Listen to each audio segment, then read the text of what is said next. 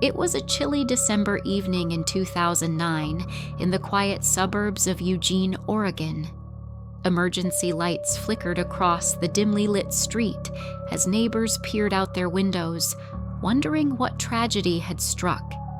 Inside one home, paramedics stumbled upon a scene so horrifying it left even seasoned professionals shaken. A 15-year-old girl lay lifeless, her fragile, emaciated frame a haunting testament to untold suffering. What had happened to her, and why?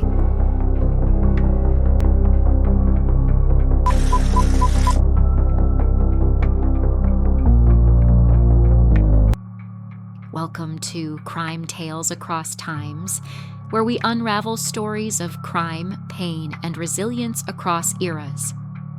Today, we dive deep into the heartbreaking case of Jeanette Maples, a case that exposes the failures of a system meant to protect.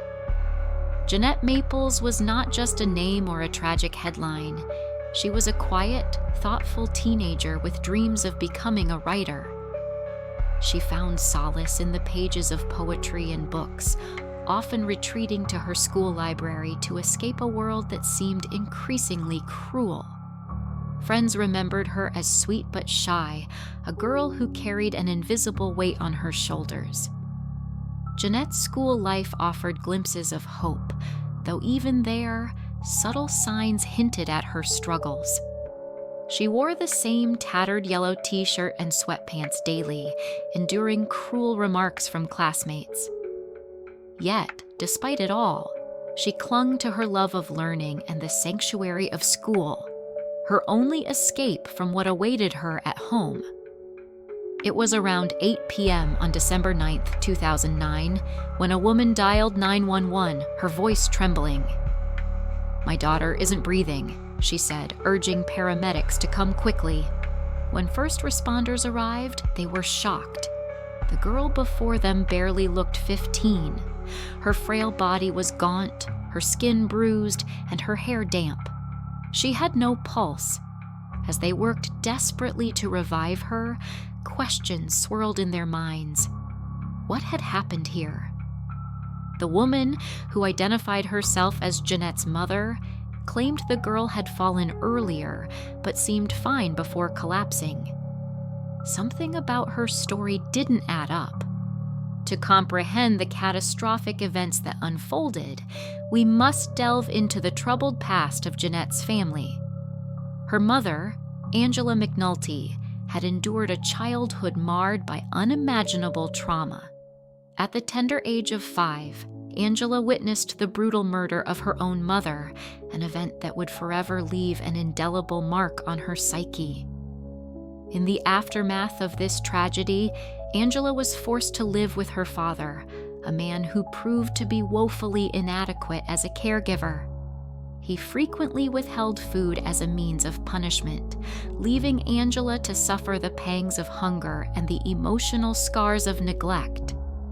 As she grew older, Angela's unresolved anger and pain simmered just below the surface, waiting to erupt in a maelstrom of chaos. Angela's tumultuous life was marked by a series of ill-fated relationships, each yielding a child with a different father. 5 children in all, 2 of whom were relegated to the uncertain world of foster care. Jeanette, along with her 2 brothers, was among the fortunate ones, finding refuge in foster care when Angela's struggles with addiction landed her in jail in 1995. For Jeanette, foster care was a sanctuary, a place where she felt safe and loved for the first time in her life. But fate had other plans. In 2001, at the tender age of 7, Jeanette was forced to return to Angela's care, a decision that would prove disastrous. The reunion was fraught with tension as Angela's unresolved anger and pain boiled over, infecting the lives of her children. Jeanette's world was turned upside down as she was thrust into a maelstrom of physical and emotional abuse. The once safe haven of foster care was now a distant memory, replaced by the harsh realities of life with Angela. the stage was set for a descent into unimaginable suffering, one that would leave Jeanette scarred for life. At first glance, Angela McNulty appeared to be a struggling single mother, trying to keep her family together. But behind closed doors, Angela was controlling and manipulative. She kept her children isolated, and Jeanette bore the brunt of her wrath. In 2002, Angela married Richard McNulty, a long-haul truck driver. Richard was described as a quiet, simple man who often handed over his earnings to Angela without question. He wasn't home often due to his job, and when he was, he turned a blind eye to the abuse unfolding before him. As Jeanette grew older, the abuse escalated. She hid bruises and cuts, fearful of what Angela might do if anyone found out. Her friends noticed, her teachers noticed, and even her step-grandmother, Lynn McNulty, noticed. But every time someone reported their suspicions to Child Protective Services, CPS, Angela managed to manipulate the system. The failures of the system were glaringly apparent in Jeanette's case. In 2007, after years of suffering in silence, Jeanette finally confided in a friend about the horrific abuse she was enduring at the hands of her mother, Angela. That friend, horrified by what she had heard, immediately told her parents, who in turn alerted the authorities. Child Protective Services, CPS, sprang into action, visiting the McNulty home to investigate the allegations. But in a shocking display of incompetence, the CPS caseworker closed the case after Angela dismissed the allegations and labeled Jeanette a liar. The caseworker seemingly took Angela's word at face value, ignoring the obvious signs of abuse and neglect that Jeanette exhibited. Even when Lynn McNulty, a family member, begged CPS to intervene after witnessing Jeanette's emaciated and injured state, her pleas fell on deaf ears. The system that was supposed to protect Jeanette, to safeguard her from harm, failed her repeatedly. The consequences of these failures were catastrophic. Jeanette was forced to continue living in a household where she was subjected to unimaginable abuse, her cries for help ignored by the very people who were supposed to protect her.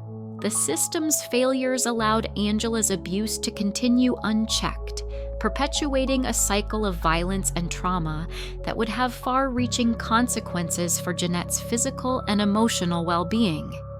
As Jeanette entered her teenage years, Angela's cruelty reached unprecedented heights. By the time Jeanette turned 15, she was subjected to unimaginable torture, her body and spirit broken by the relentless abuse. Angela's sadistic tactics knew no bounds. She starved Jeanette, denying her even the most basic human need, food. She beat her mercilessly, using belts, sticks, and even pliers to inflict maximum pain. The sound of Jeanette's screams was drowned out by the blaring TV, a cruel attempt to mask the evidence of Angela's brutality. But Angela's depravity didn't stop there. She deprived Jeanette of water, removing faucet handles to prevent her from quenching her thirst. Jeanette was forced to resort to drinking from the toilet or dog bowl, a humiliating and degrading experience. The physical abuse was only part of the nightmare. The worst nightmare I am unable to discuss online. On December 9th, 2009, Jeanette's battered body finally gave up. Weighing just 50 pounds, she collapsed, her body ravaged by years of abuse and neglect. The extent of Angela's cruelty was only beginning to unravel, but one thing was clear: Jeanette's life would never be the same again. The wheels of justice finally began to turn, bringing some measure of accountability to those responsible for Jeanette's unimaginable suffering. Angela McNulty, the mastermind behind the abuse, was arrested and charged with aggravated murder.